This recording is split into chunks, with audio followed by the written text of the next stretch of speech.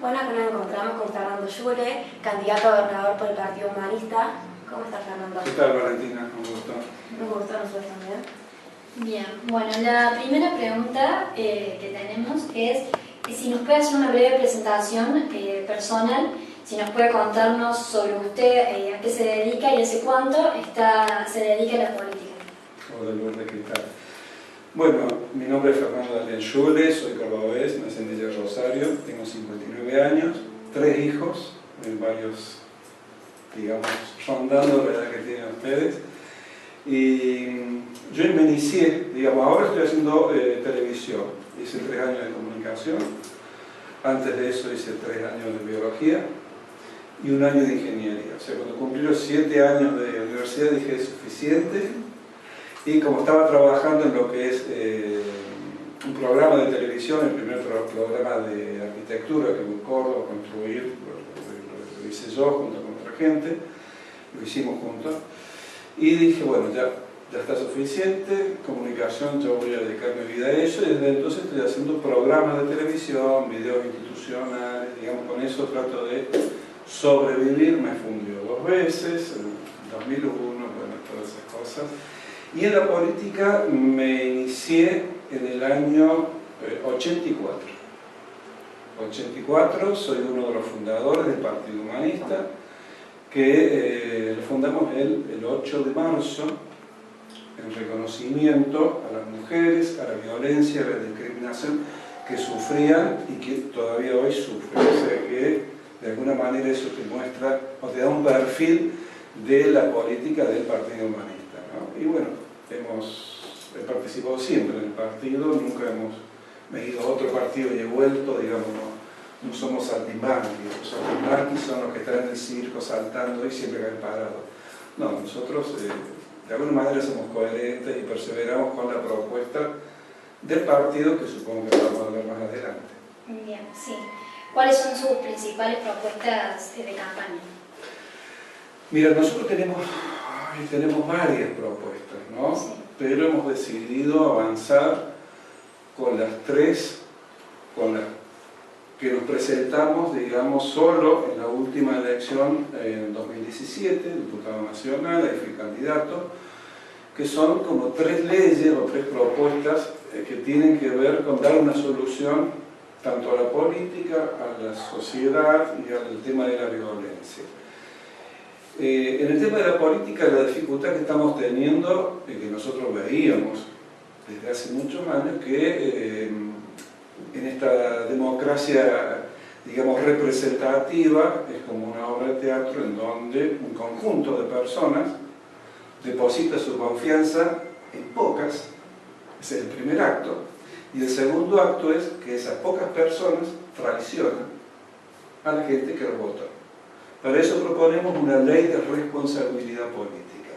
¿En qué consiste? Vos vas a ser candidato, entonces vos tenés que presentar un programa de gestión. Es bueno, pues yo voy a ser legislador. Bueno, ¿qué leyes vas a proponer y cuándo?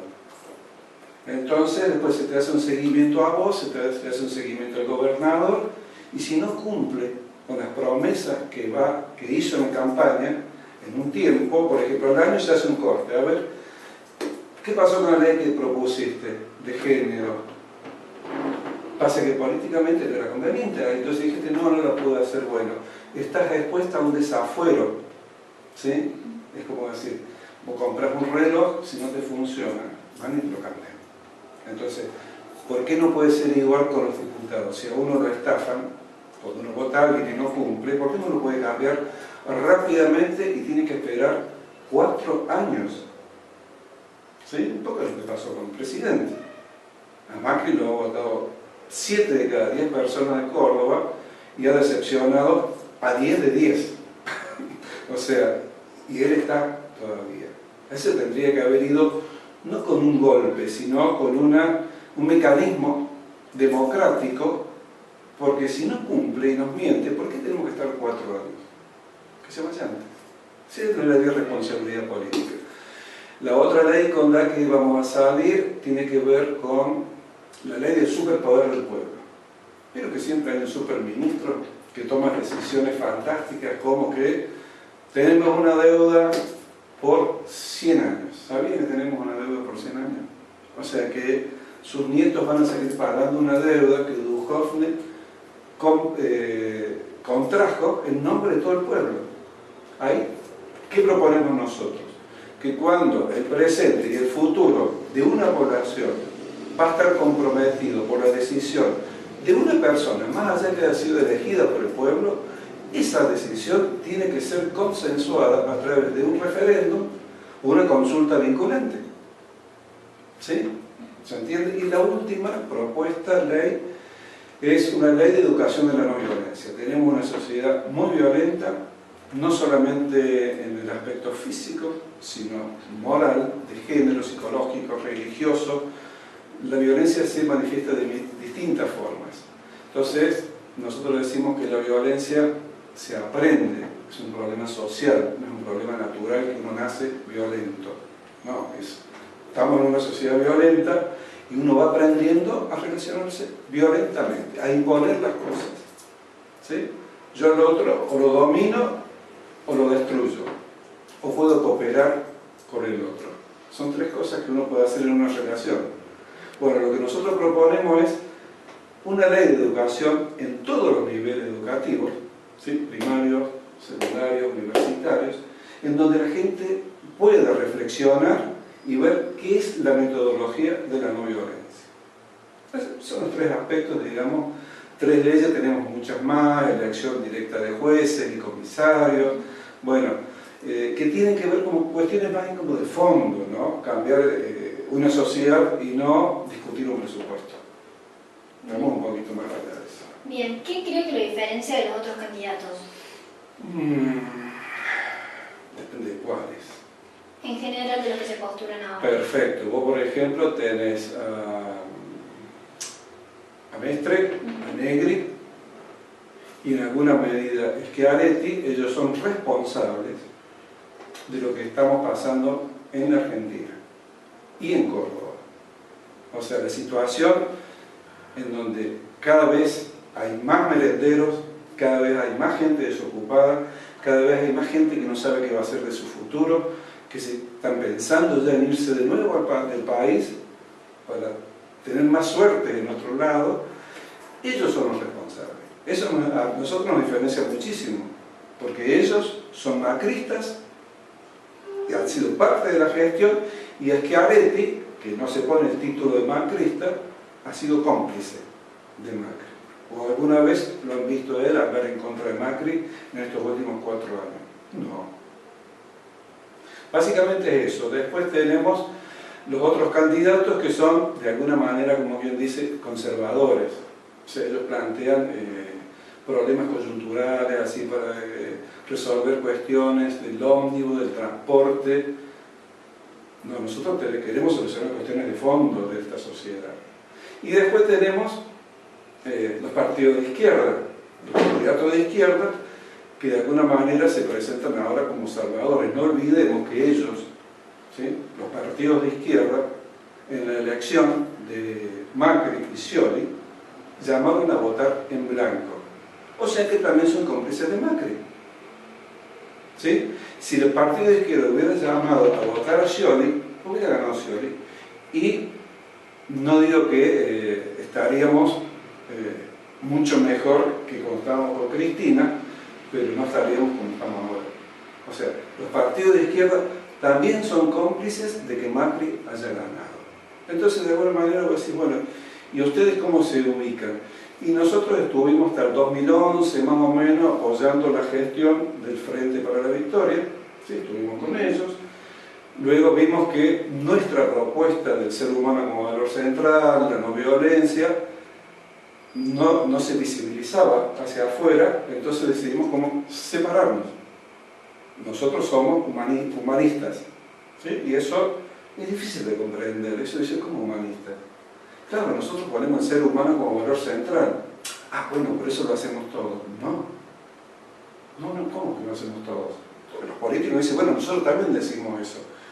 Pues bueno, háganlo, porque en esta sociedad el valor central no es el ser humano. Andate a un hospital, andate a una escuela, andate a la universidad, tomate un ómnibus, lo que tenés que pagar.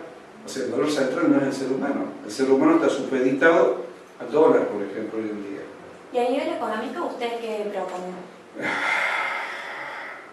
Claro, vos me preguntás eso y yo te digo que el peor error que ha tenido este gobierno nacional es recurrir al Fondo Monetario Internacional. ¿Sí? Entonces, estamos con una deuda externa que nos va a condicionar el futuro, no solamente de los cordobeses. Bueno, los cordobeses tenemos nuestra deuda externa en dólares, que es bastante grande también, que Schiaretti la va pedaleando, pero es bastante alta también.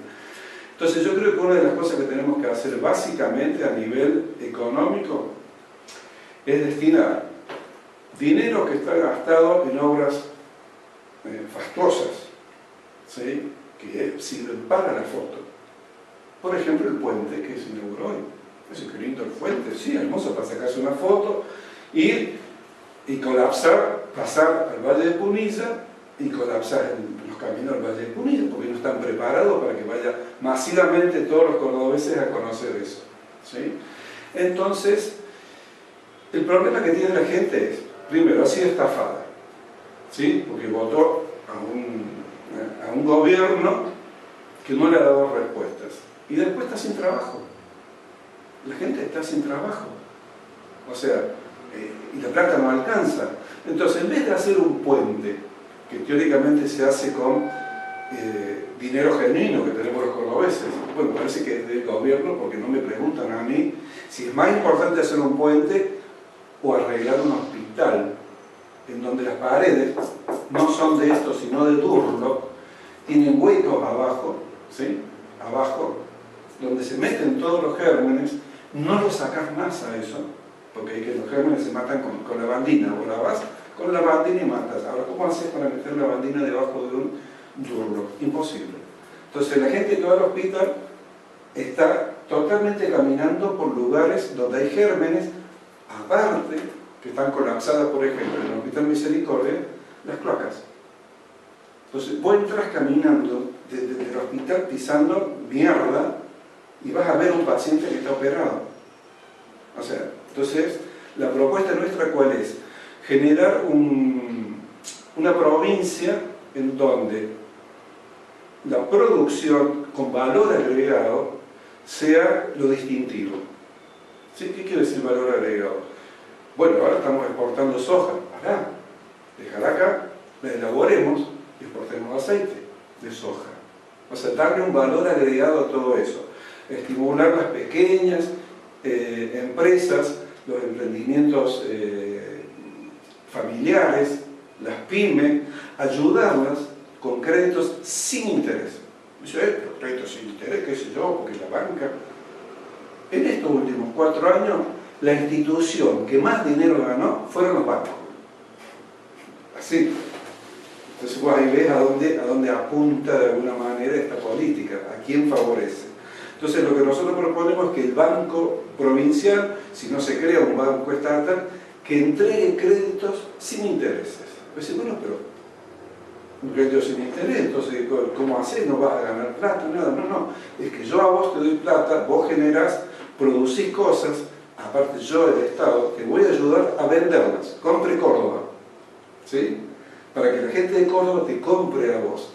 Y después gestiono para que en otras provincias vayan los productos tuyos, y si no, también estamos en un corredor que vienen los camiones de Brasil, pasan a Chile y vuelven. Bueno, cargamos cosas tuyas para que vayan a los 2 países. Y después yo te cobro impuestos. Entonces, en vez de cobrarte un interés por la plata que te doy, yo en base a la ganancia que vos tengas, me vas a aportar a mí. Entonces, esa es, de alguna manera, la propuesta económica. Digamos, para salir de la crisis, necesitamos trabajos genuinos. ¿Y genuinos qué quiere decir? Que vos produzcas, que tengas un futuro abierto.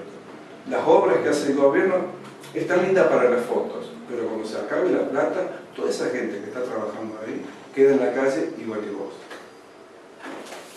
Bien. ¿Cuál fue su referente que le inspiró a involucrarse en política? Bueno, referente político. En realidad nosotros no venimos de la política. O su referente que le haya... Si yo tuviera que agradecer a una persona, es a Mario Rodríguez Cobos, más bien conocido como Silo, que es el fundador del movimiento humanista. Y del movimiento humanista surge el Partido Humanista. Y también tengo como referente a Gandhi y a Martin Luther King. Bueno, el Partido Humanista surge en el año 84, el 8 de marzo. En realidad ya veníamos de un poquito de actividad política antes. El día después que gana Alfonsín, nosotros salimos a juntar firmas.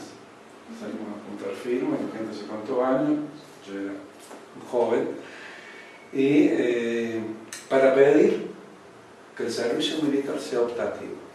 Veníamos de una época muy jodida, de los militares, en donde se ponían a los jóvenes a matar jóvenes. Entonces dijimos, esto no puede ser. Entonces salimos a juntar firmas para pedir que el servicio militar sea optativo, con los milicos en la espalda todavía, estaban con los fusiles y nosotros pidiendo firmas para que sea optativo. Juntamos 1.200.000 firmas en un mes y medio, o 2 meses, lo llevamos a Buenos Aires y finalmente, como no teníamos legisladores ni nada, no teníamos partido tampoco, eso quedó, de alguna manera quedó en la nada. Entonces armamos el partido en el año 84 y el origen del partido en sí no es que un grupo de personas nos pusimos a decir, bueno, armamos un partido humanista. No, en el año 69, o sea, antes todavía, un joven pensador, Mario Rodríguez Cobos, Silo, da una arenga pública en la cordillera de los Andes, en Punta de Vaca, hablando de la no violencia, básicamente, ¿no? De la no violencia, que venía. Ya se le había impedido hablar sobre ese tema en lo que era distintos lugares de Argentina. Sí, eso yo iba a decir, me parece que en un lugar muy público no lo podía hacer eso. No, entonces lo metieron preso varias veces, entonces dijeron, bueno, entonces ¿qué hacemos? ¿Cómo podemos hacer para lograr nuestro mensaje? Entonces vayan si quieren, hablan en las piedras. Bueno, Punta de Vaca, camino a Mendoza, pasando un Pasata, ahí entre nidos de ametralladoras, viste, que estaban ahí, Silo da una arenga pública donde, que es muy interesante, la corazón del sufrimiento, se lo buscan por internet, la pueden encontrar, y ahí un poco hace un llamado a la violencia, ¿no? Que se avecinaba, que venían épocas muy duras, muy jodidas, qué sé yo, entonces dijeron, no, qué violencia, acá estamos en un país más tranquilo del mundo. Eso fue el 4 de mayo del 69. ¿Qué día fue Córdoba? 29 de mayo del 69. O sea, ahí, claro. Entonces, esta filosofía de Silo plantea un humanismo universalista, en donde el valor central para nosotros, que tendría que ser para la sociedad, es el ser humano, donde nada puede estar por encima del ser humano, ni ningún ser humano por encima del otro en cuestiones jerárquicas. ¿Sí? Entonces, actualmente el valor central es el dinero. O sea, eso es así, ¿no? Y después, otra de las cosas, estamos en contra de la discriminación, todo tipo de discriminación, no solamente de la mujer, sino de color, discriminación porque sos pobre, porque sos de Bolivia, porque sos peruano, lo que sea, discriminación por la religión que profesás.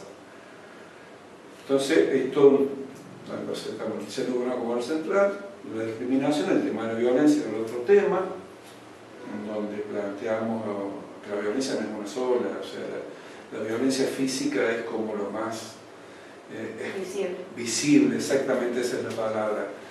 Pero hay la violencia de la moral filistea, creo que está bien, creo que está mal. O sea, eso es tremendo también, como que ¿cómo va a ser eso? ¿Por qué no? Y porque está mal, ¿quién lo dice?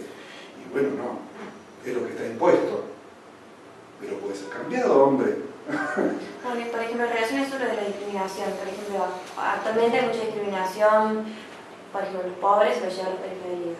Sí. a las personas que son de origen boliviana, peruana, hay como barrios particulares donde se encuentran. Sí. O por ejemplo, los que son de origen afroamericanos, senegaleses, Sí. etcétera, también. ¿De qué manera usted cree como que podrían incluirlos? Porque eso además me parece que debe conllevar a un proceso que debemos hacer como Sí. sociedad. Claro, todo es un proceso, pero las leyes ayudan. ¿Sí? No es lo mismo plantear la legalización o hablar de la legalización del aborto ahora que hace 10 años, que hace 20, que hace 30. ¿Sí? Nosotros hace 30 que venimos planteando la legalización del aborto. ¿Sí? Así como planteamos el divorcio vincular, que nos decían, pero ustedes qué quieren, que las familias desaparezcan. No. O sea, queremos que la gente tenga libertad para separarse legalmente de una separación de hecha para formar otra familia. O sea, en realidad la propuesta del divorcio es para que pueda haber más familias, no para que haya menos. ¿Sí?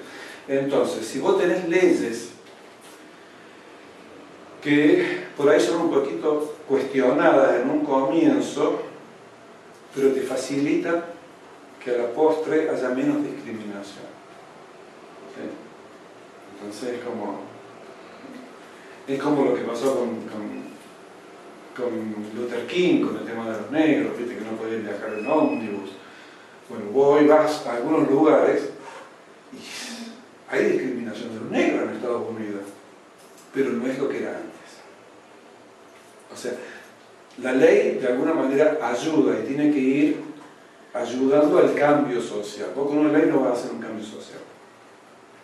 El cambio lo vas a hacer por una conciencia que se tome el individuo, que se lo comunica al otro y ese al otro, y empieza a ver como una conciencia social. ¿Y qué Sí. gobierno cree que se acercó más a esta visión humanista que ustedes plantean? ¿O con lo que ustedes estuvieron más de acuerdo estas propuestas? Dame un contexto, ¿gobierno de dónde? De acá de Argentina. Ah, perfecto. Sí. El de ¿O cuál es el que Néstor... priorizó más al ser humano? Que No, el de Néstor y Cristina, sin duda. Así, sin ninguna duda. ¿Usted acompaña al kirchnerismo, puede ser, en la oportunidad Nosotros nos sumamos un poquito tarde. Claro, a nivel nacional, como referente nacional. Claro, nosotros nos sumamos cuando, bueno, ganó Néstor, nosotros dijimos, bueno, un peronista más, ya habíamos tenido Menem, Dualde, dijimos, o sea, no creíamos, no crees en alguien. Y nosotros veníamos trabajando hacía 2 años con el No al ALCA, el área del libre comercio americano. Veníamos trabajando en las mesitas, en las esquinas, con los folletos, y Néstor dice, no al ALCA. Dijimos, epa. Porque era importante, el no al ALCA es una política global que tenía que ver con que no entren las empresas yanquis, la Argentina, el libre comercio, digamos eso. Y dijimos, bueno, vamos a ver qué pasa. Entonces se armó lo de Mar del Plata, fuimos ahí con gente nuestra de Chile, en Chile tenemos diputados nacionales, gente de Bolivia, estuvimos ahí en Mar del Plata y se hizo el no al ALCA. Entonces dijimos, es interesante, lo vamos a apoyar. Y ahí empezamos a apoyarlo. Es más, cuando él cancela la deuda con el FMI, nosotros hasta ese momento decíamos no al pago de la deuda, minga el fondo. O sea, eso era así, bien tajante. ¿Y qué pasó? Él lo que hizo fue hacerle minga al fondo, pero pagándole. Toma y te vas y no vuelvas. A mí qué interesante. Esa política era, digamos, de alguna manera correcta y te sacabas una persona, un ente que te condiciona políticamente. El FMI te condiciona. El FMI te dice si vos vas a poder estudiar o no, si vas a tener salud pública o no. ¿Sí? Ahora hablan de déficit cero, estaba ahí diciendo tenemos que llegar este año al déficit cero. ¿Sabes qué significa eso? Cero de plata para la salud, cero de plata para la educación. Eso Ser es inversión pública. exactamente. Entonces, bueno, vimos que Néstor, y bueno, ahí lo empezamos a apoyar. No estamos arrepentidos del apoyo que le dimos, pero creo que tendríamos que haber sido desde afuera y no desde adentro del kirchnerismo. Y este año, para las elecciones ya, las presidenciales, se sumarían de vueltas, si el kirchnerismo llega a presentar un candidato que seguramente lo va a hacer. Nuestra estrategia es que no gane Macri, Claro. o al que él designe. ¿Sí? Cristina no sabemos si se va a presentar. Ese es un problema también, porque todos dan cuenta que Cristina se va a presentar. ¿Y algún representante de Cristina, por ejemplo? Y sí, Como claro. fue Scioli en su momento. Sí, claro. Nosotros en Córdoba creo que lo único que apoyábamos a Scioli éramos nosotros. Bien. Bueno, ahora pasando al feminismo, Sí, ¿qué piensa específicamente sobre la legalización del aborto? nosotros estamos totalmente a favor. Sin ningún tipo de condicionamiento, ¿viste? Como dicen que esto, que sí, no. El tema del aborto para nosotros es un tema que es muy personal y lo decide la mujer, o sea, no podemos decir en qué condiciones sí o no el aborto. No, yo creo que la gente tiene la capacidad para decidir eso y el Estado tiene la obligación de brindarle todo lo necesario para salvaguardar la vida, no solamente la vida de esa persona, sino también el aspecto psicológico. Porque hoy en día una persona se hace un aborto clandestino, que le va mal, cae en el hospital, con suerte salva su vida, pero es estigmatizada en el hospital. ¿Qué te hiciste? ¿A dónde estuviste? Le dicen. Y encima después de decir, no digo nada en ningún lado, porque si no, no sé qué cosa me va a pasar. O sea, hay mucha violencia en torno a la mujer cuando toma una decisión sobre su propio cuerpo. Yo creo que la legalización es algo urgente que tiene que ser aprobado.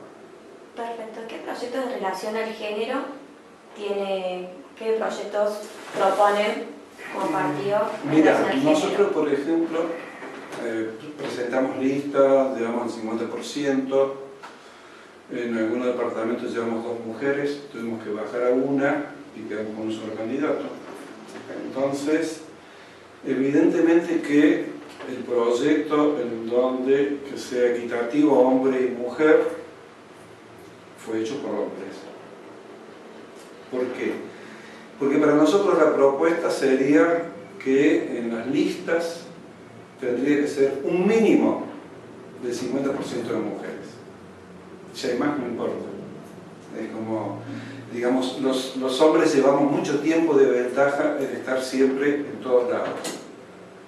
Entonces ustedes entran, no sé cuántos años después con igualdad, siendo que el hombre, por ejemplo, el patriarcado ha estado marcando una jerarquía por sobre la mujer durante muchos años. Entonces yo creo que es bueno que la mujer ocupe su lugar. Nosotros en el partido, bueno, te contaba, fundamos el partido el 8 de marzo de 1984.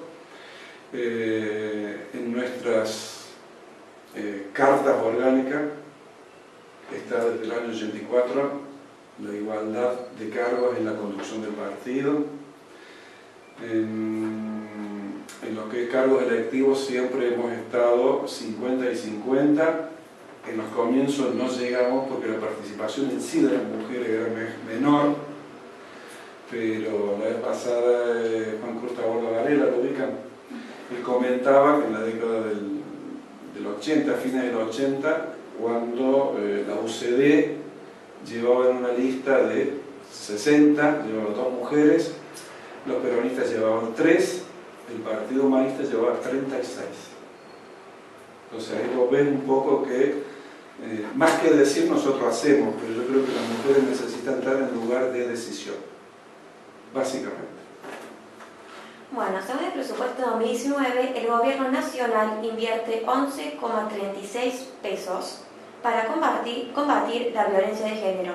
¿Cree que este presupuesto es justo o ¿usted qué presupuesto le parecería justo para combatir la violencia? Yo creo que el tema del presupuesto, ahí me mata porque muy bien no manejo qué se podría hacer con esa plata ni cuánto es el monto. Pero vos podés tener un monto de dinero que vos decís, mirá qué bueno, pero después hay que ver cómo se usa ese dinero. Si vos me decís que ese dinero, ese presupuesto va a ser para educar en la no violencia de género, a través de la escuela, en los chicos, que los docentes no sean violentos, porque el problema es si vos vas a educar a los chicos por el tema de la no violencia. En realidad los que son violentos son los docentes y los padres. Los chicos no nacen violentos, o sea, se van educando en la violencia, en una relación de violencia, de competencia entre hermanos, o sea, es una cuestión que hay que educar. Entonces, el presupuesto depende de cómo se use, es mucho o poco, pero siempre presupuestos para combatir la violencia es poco, porque el problema que tenemos en esta sociedad básicamente es la violencia. No tenemos problemas económicos en sí. El problema que tenemos con la economía es que es violenta, ¿sí? Cuando vos dejas a alguien sin trabajo, estás siendo violento con esa persona. Si vos le das a él X plata y a ella X plata y a ella le alcanza más para estudiar y a él le alcanza simplemente para comer, está siendo violento. O sea, la violencia es un tema que hay que verlo porque se manifiesta en todos los aspectos de la vida. No solamente una cuestión de género, pero sí, claro, la violencia de género es de alguna manera como naturalizada. ¿Viste? La mujer, qué sé yo, hincha, ¿viste? Uno es violento. A mí me han creado así. Yo tengo que hacer un esfuerzo para no ser violento de género. Pero eso es porque me nace a mí, no porque he sido criado así, fue educado así yo. Y mis padres fueron educados así, y todo, o sea, es como que eso se va educando. Entonces necesitamos atender a los problemas en su raíz para poder resolverlos a largo plazo. Y en corto plazo, ¿qué hacemos? Las mujeres que son golpeadas, sí, por supuesto. Mientras más presupuesto hay para evitar eso, perfecto. Pero tenemos que ver cuál es el problema de raíz. No podemos tener un policía ni un agente de seguridad al lado de cada mujer. Es desproporcionado eso. Pero sí necesitamos dar una respuesta rápida a eso, pero tenemos que dar una respuesta de fondo. Si no damos una respuesta de fondo, cualquier respuesta que demos ahora no sirve. En relación a la educación que usted hablaba recién, ¿qué cree sobre la ESI? ¿Sobre? La ESI, la educación sexual integral.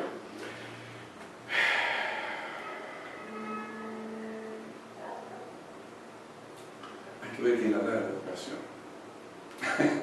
Yo creo que hace falta, que es muy necesario romper el tabú que tenemos sobre la educación sexual, y eso básicamente ha sido socialmente instaurado por la Iglesia Católica. Tenemos que decir las cosas por su nombre, ¿sí? Entonces, yo creo que tiene que ser algo, inclusive muchas cuestiones de violencia de sexo, ¿sí?, de género, tienen que ver con que no hay una educación sexual de los niños. Entonces se crían en un ambiente, yo por ejemplo, me crié con 3 hermanas, una hermana y una madre, vivíamos todos en una habitación, que mis hermanas me decían, date vuelta, no me mires con el cambio. Yo tenía 4 años, 5 años, imagínate vos, ¿qué puedo entender yo de eso? ¿Sí? Yo creo que la educación sexual es muy importante, dada en los primeros años, ¿no?, básicamente. Romper el tabú, no andar ocultando cosas, ¿sí? Yo creo que el despertar sexual de los chicos, hay que estar ahí, contarles que te va a pasar esto, aquello, otro, qué sé yo, y no, de eso no se habla, tapate. Me parece que es importante, y si los chicos van a tener relaciones sexuales, cuídense, usen preservativos, o sea, bien hablado, bien hablado, sin tabú. Hay muchas enfermedades venéreas, hay las cuestiones del embarazo, todo eso no deseado, que se pueden evitar con una buena educación sexual. Bueno, según el Destape, que es una página de noticias, hubo 15 transvesticidios en lo que va del año, hasta febrero en realidad. Sí. ¿Usted está al tanto de estos datos que son alarmantes? No. ¿Podríamos hablar de una invisibilidad de esta realidad por parte de los medios masivos de comunicación y de la política en general? Los medios masivos de comunicación invisibilizan todo. No solamente eso. Hay gente que muere diariamente a manos de la policía. ¿Sí? Y eso no se sabe, no lo sabe prácticamente nadie. Yo creo que sí hay una campaña, un blindaje mediático hacia un gobierno nacional y también provincial que es represivo. En Córdoba había jaulas, acá, poquita cuadra, en la Plaza Colón, a los portadores de rostros se los agarraba y se los metían en jaulas, el rayo del sol, la policía había, sí, ¿sabían eso? No. Bien. Eso, claro, cuando trascendió, porque eso estaba blindado mediáticamente, cuando eso trascendió lo dejaron de hacer. Pero no me extraña todo lo que me haces.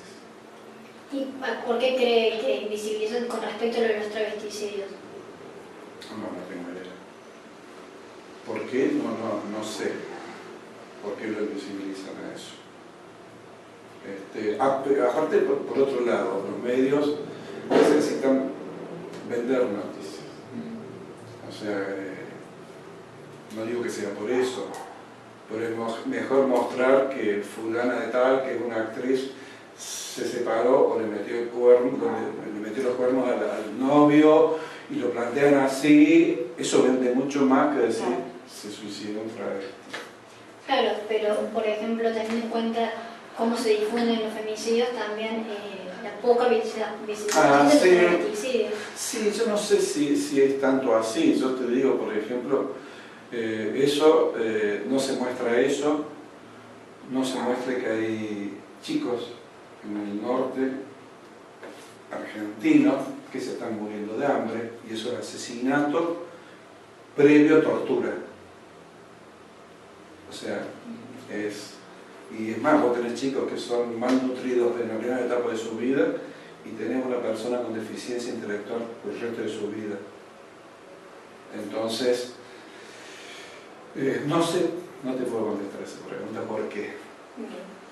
En relación a las políticas nacionales, Sí. ¿qué cree que se debería hacer con la deuda externa? ¿Pagarla? ¿No pagarla? ¿Que la paguen los trabajadores con impuestos? ¿Que la paguen los empresarios? Yo tiro de la idea. Mira, yo en la década del 80-90 di una charla pública en la Plaza San Martín sobre origen de la deuda externa y todo eso. Y bueno, por supuesto estábamos en contra de pagar esa deuda externa fraudulenta que había pasado de 6.000 millones de dólares cuando empezó el proceso y que cuando terminó era de 36.000 millones gracias de dólares a que Cavallo estatizó la deuda privada de las empresas amigas, ABC, Pérez Company, Amerita Fortabat, Alpargata, bueno, empresas grandes que pedían préstamos por Macri. Franco Macri era otro que pidió deudas que rondaban de cada uno de más o menos 5.000 millones de dólares, que entraron algunas de esas deudas, entraron al país, no pagaron y el Estado se hizo cargo. O sea, el Estado se hizo cargo, quiere decir que vos te haces cargo de una deuda de un empresario que no usó esa plata para la empresa que teóricamente iba a venir en beneficio al país. La deuda, por ejemplo, la deuda que contrajo Franco Macri, el padre del presidente, esa plata nunca ingresó a Argentina, ni siquiera entró a Argentina. Y los argentinos empezamos a pagarla después. Te digo más o menos. La situación que tenemos ahora es distinta porque la deuda ha sido contraída por un gobierno constitucional, por un superministro, han hecho una fabulosa bicicleta financiera en donde esa plata entraba, salía y generaba más plata porque comprabas las de BAC que te daba un interés fabuloso en poquito tiempo, y entonces no se invertía $100 y tenía $130 en un mes. O sea, una cosa que voy a decir, pero ¿cómo puede ser? Bueno, así fue. ¿Qué es lo que haría yo? Yo no sé si se puede hacer, ¿no? Pero respondería a esa deuda en primer punto con las personas que han estado en el gobierno y la han contraído, con sus bienes, ¿sí? Con sus bienes. O sea, el superministro me endeudó a mí por 100 años, bueno, y él hace la bicicleta financiera. Toda la gente del gabinete del gobierno de Macri hacen la bicicleta financiera desde el día 1, ¿sí? Dólar futuro. Ellos compraron dólar futuro sabiendo que lo iban a llevar de 9 a 15. Entonces ganaron 6 pesos por dólar. Y no estamos hablando de que, bueno, ¿cuánto habrá invertido? $100, no. Estamos hablando de millones de dólares. Y esa diferencia, ese dólar futuro, esa diferencia lo pagamos nosotros. Entonces, yo soy candidato a gobernador.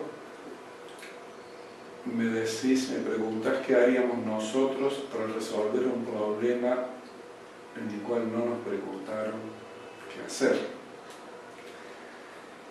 Y bueno, yo creo que no la pagaría con la plata del pueblo. De eso te lo puedo asegurar.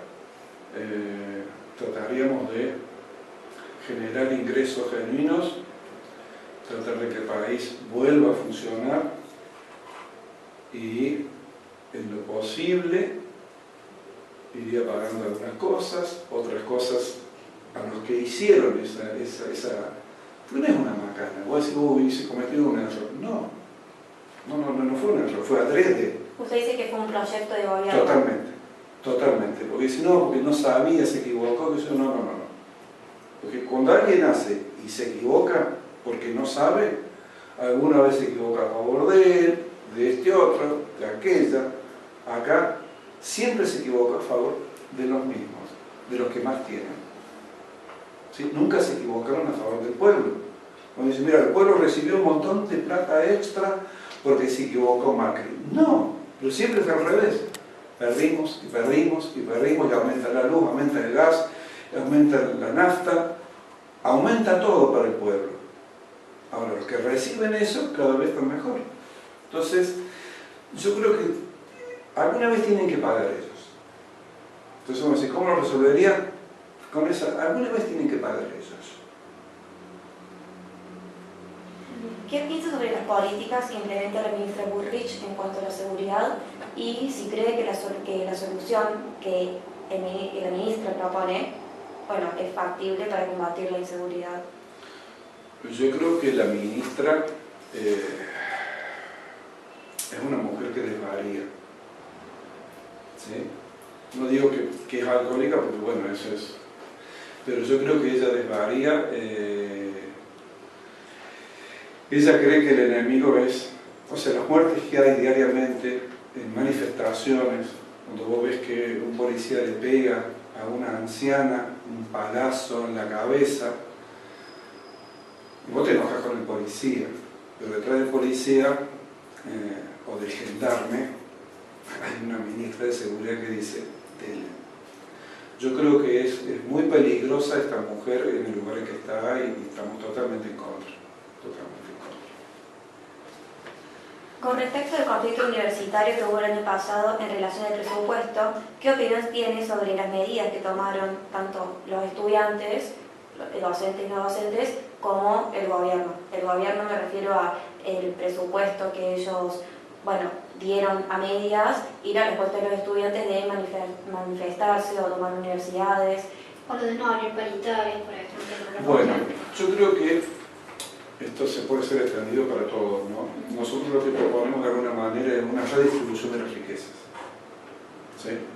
Eso que las riquezas cada vez se van acumulando más en pocas manos. Lo que proponemos nosotros es que se vayan redistribuyendo en muchas manos. ¿De qué manera?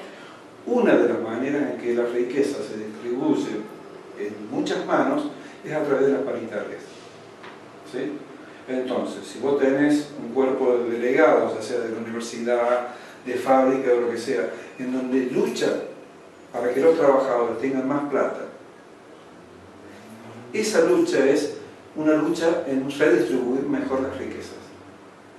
Con esto que te quiero decir, apoyo totalmente las medidas de los estudiantes y los docentes que tomaron para poder tener un mejor redistribución de la riqueza, tener mejores ingresos.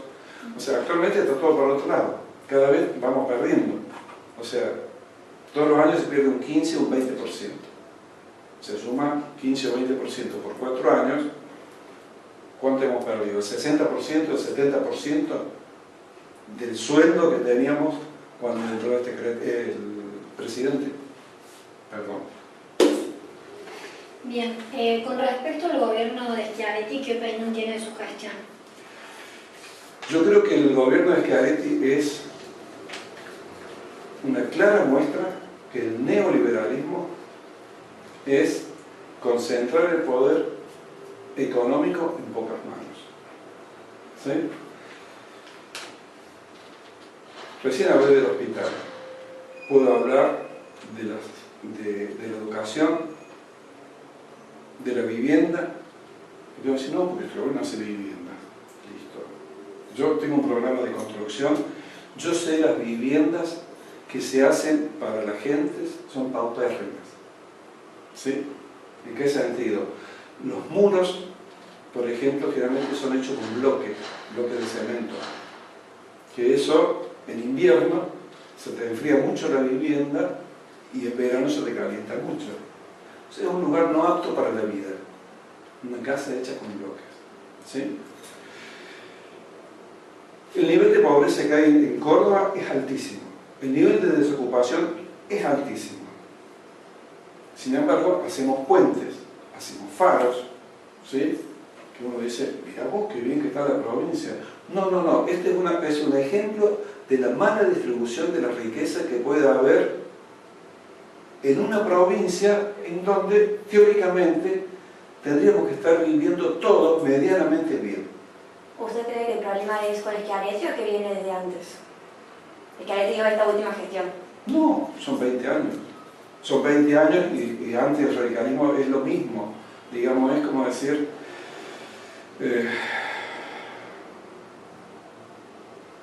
armar una sociedad para pocos. ¿En qué sentido? Y unos pocos van a estar bien, y el resto que la reme. ¿Viste? Nosotros creemos que se puede armar una sociedad en donde la redistribución de la riqueza no económica, sino la riqueza que tenemos en cuanto a universidad, educación, sea equitativo para todos. ¿Sí? Porque una persona que paga para estudiar o que no tiene necesidad de comer puede estudiar mejor que una persona que no tenga necesidad para nada. ¿Y con qué, a través de qué medidas se lograría una redistribución de la riqueza? ¿Qué propuestas plantearían? Y un poco es lo que yo te dije recién. Y estimulando la producción, básicamente, ingresos genuinos, ¿sí? O sea, y a las escuelas públicas, o sea, para nosotros la educación y la salud tienen que ser públicas y tiene que ser mejor que la privada. No tiene que ser mejor. ¿Por qué? Para poder equiparar. Si siempre la enseñanza pública o la medicina pública está por detrás de la privada, siempre la privada es como que va a ir adelante y concentrándose más. En cambio, decimos, no, la educación pública tiene que ser la mejor. ¿Estás seguro? Pero la gente el negrito de la FIP, sí, justamente, todos tenemos que tener acceso a una educación pública y tiene que ser mejor que la privada, no igual, mejor. ¿Sí? Porque vos necesitas un pueblo culto, bien comido, es una sociedad interesante para poder hacer otras cosas. Si nos quedamos con que los que más o menos pueden tomar decisiones son los iluminados, los políticos, nosotros decimos que o sea, para poder salir de esta crisis necesitamos trabajo y poder empoderar realmente al pueblo, a través de que consultas vinculantes, referéndum, que la gente empiece a tomar decisiones. No, porque la gente no sabe, nos vamos a equivocar. No importa, al menos la gente cuando se va a equivocar va a ser buscando una forma de salir de la crisis. Ahora vemos que los políticos que están se equivocan siempre a favor de ellos y en contra de la gente. Bien. Volviendo a la medida al proyecto que ustedes tienen de ley mediante el cual aquellos políticos que resulten electos deben cumplir sus promesas de campaña. Sí. En torno a este proyecto, ¿cómo lo llevarían a cabo en Córdoba? Sí, en Córdoba. Y teniendo también en cuenta esto, ¿qué políticos no cumplirían con esto actualmente? Claro, ahí vamos a una cuestión. Por ejemplo, de la Sota, en una de sus campañas ganó la elección prometiendo un descuento impositivo del 30%. Y lo cumplió y ganó las elecciones. Ahora, si su política de gestión de 4 años va a ser un descuento de un 30%, no alcanza. Eso se hace en un día, es un decreto que él lo firma y ya está. ¿Qué va a hacer con el resto de los otros 4 años y 363 días o 364 días que le queda de gestión? ¿En qué los va a aplicar? Entonces, lo que necesitamos es que cada político, que cada gobernante tenga un proyecto por escrito de qué es lo que va a hacer, cómo lo va a hacer, en qué tiempo y con qué recursos. ¿Sí? ¿Con qué recursos? Entonces después uno puede, el pueblo, porque vos lo votaste a él, porque él iba a hacer tal cosa con la salud, ¿sí? O con la educación, pero ¿cuándo lo va a hacer a eso? ¿Dentro de 1 año, dentro de 2 años, dentro de 4 años va a decir, lo que pasa es que fue difícil, pero para dentro de 4 años lo vamos a hacer? Entonces nos vienen como pedaleando, que en realidad es una mentira. Lo que hacen es mentir.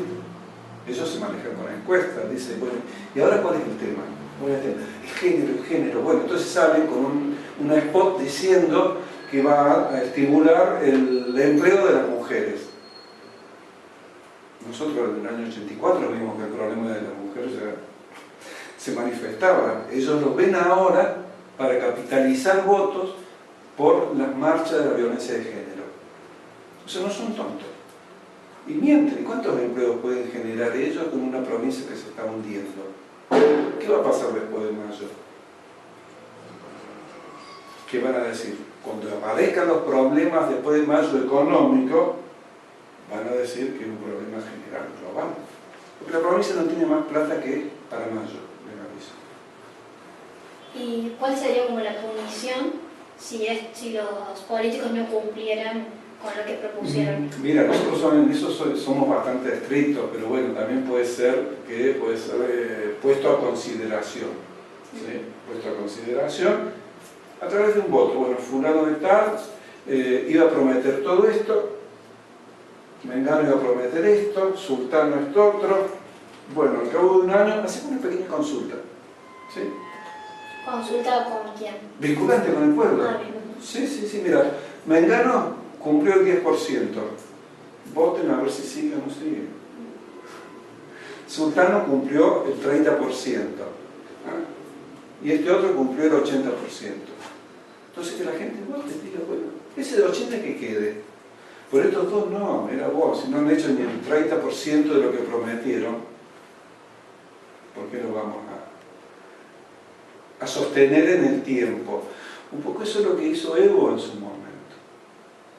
Evo al año que asumió, se armó una consulta para referenciar su gestión.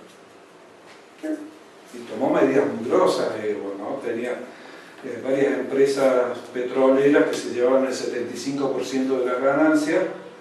Entonces él dijo, bueno, muchachos, de ahora en más se van a llevar el 25%. Las que quieran se quedan y las que no se van. Bueno, se fueron algunas, otras se quedaron por el 25%, antes estaban por el 75%, y aún así él después llega el año y dice, bueno, vamos a referenciar mi gestión, votenme. Si está mal, me voy. Él solo lo dijo. Si estoy bien, sigo. Y la gente dijo, no, está bien, seguí. O sea, es como decir, el poder tiene que estar en el pueblo. El poder no puede estar en el que ha sido delegado ahí para cumplir una función. Y está bien, yo no puedo ir a la par de lo que va haciendo que tiene que hacer. No, no, en la campaña electoral él me dice, yo voy a hacer tal cosa. Bueno, listo, ganaste. Nos vemos en un año y referenciamos eso, a ver. Te vamos a votar a ver si seguís o no, de acuerdo a lo que hayas hecho.